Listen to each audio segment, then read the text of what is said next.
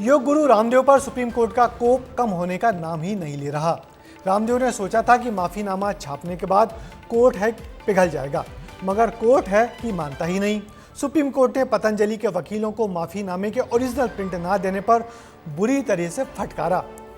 इधर कोर्ट की नजरें टेढ़ी क्या हुई, उत्तराखंड की सरकार ने भी 2 साल पुराने मामले में एक्शन लिया और रामदेव की दवा कंपनी दिव्य फार्मेसी की 14 दवाओं पर पाबंदी लगा दी। ये दवाएं भ्रामक विज्ञापन के आधार पर बेची जा रही थीं।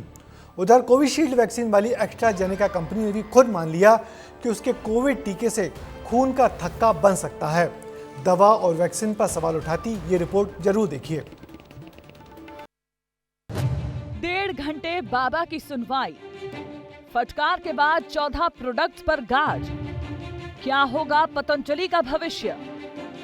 रामदेव को सुप्रीम राहत का इंतजार। मंगलवार को रामदेव और बालकृष्ण 5वीं बार सुप्रीम कोर्ट के सामने पेश हुए। कोर्ट ने पिछली सुनवाई में आदेश दिया था कि एलोपैथी के खिलाफ गलत बयानबाजी को लेकर माफीनामा उस साइज का छापे जितना बड़ा विज्ञापन पतंजलि ने छापा था।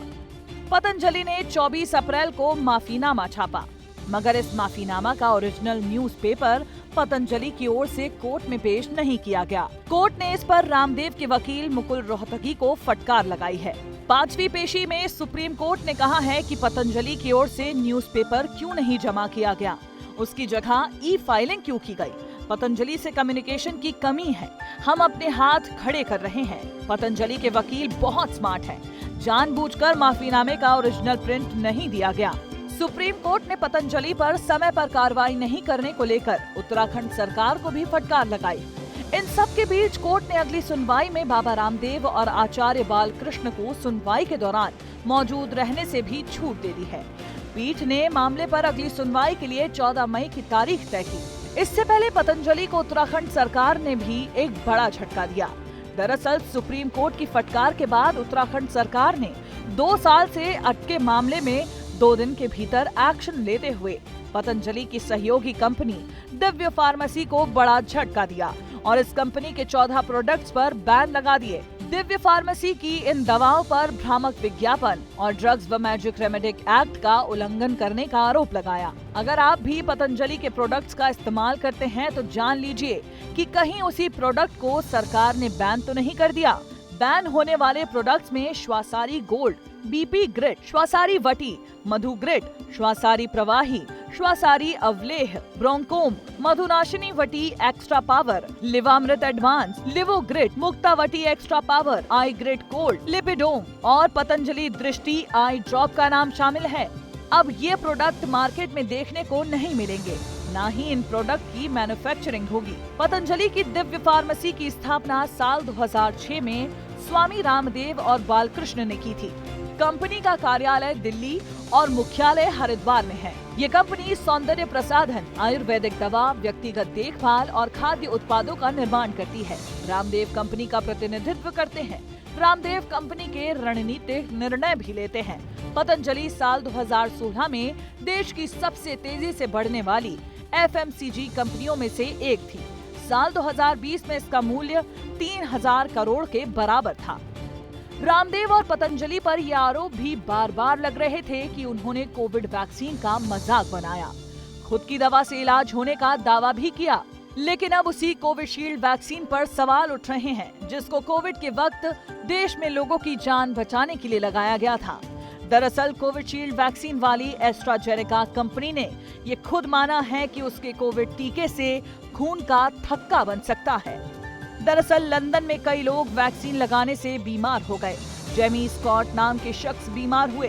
जेमी ने लंदन हाई कोर्ट में केस दर्ज किया और ब्रेन डैमेज का कारण वैक्सीन को बताया। एस्ट्राजेनेका कंपनी ने साइड इफेक्ट की बात स्वीकार कर ली। कंपनी ने माना है कि वैक्सीन से खून के थक्के जम सकते हैं। शरीर में खून के थक्के जमने से ब्रेन स्ट्रोक और दिल का दौरा पड़ने का खतरा बढ़ जाता है। इसे TTS यानी थ्रोम्बोसाइटोपेनिया सिंड्रोम कहते हैं।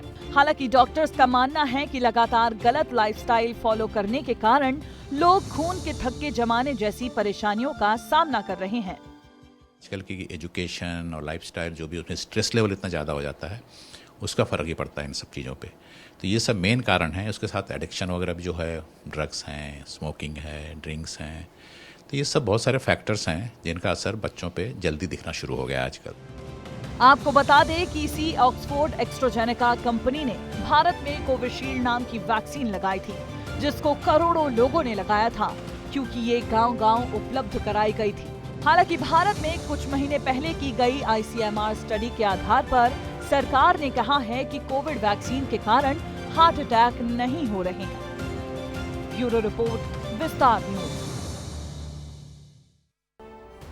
दवाएं हो या वैक्सीन, आम मरीज इनको भरोसे के आधार पर खरीदता है, मगर कभी उसे भगवा कपड़े पहनकर बाबाजी बेचते हैं तो कभी सफेद कोट पहनकर डॉक्टर बनकर खरीदवाया जाता है। रामदेव की दवा कंपनी ने इन 14 दवाओं को बेचकर करोड़ों रुपए जनता से कमाए होंगे, तो वैक्सीन लगाकर एस्ट्राजेनेका कंपनी ने पूरी दुनिया से अरबों डॉलर कूटे होंगे। अब इस खुलासे के बाद ठगा गया है वो आम आदमी जो इनके भरोसे में लुट गया। इन कंपनियों पर कंट्रोल करने वाली एजेंसियां भी इसकी गुनहगार हैं, तो उन पर भी सवाल उठने चाहिए।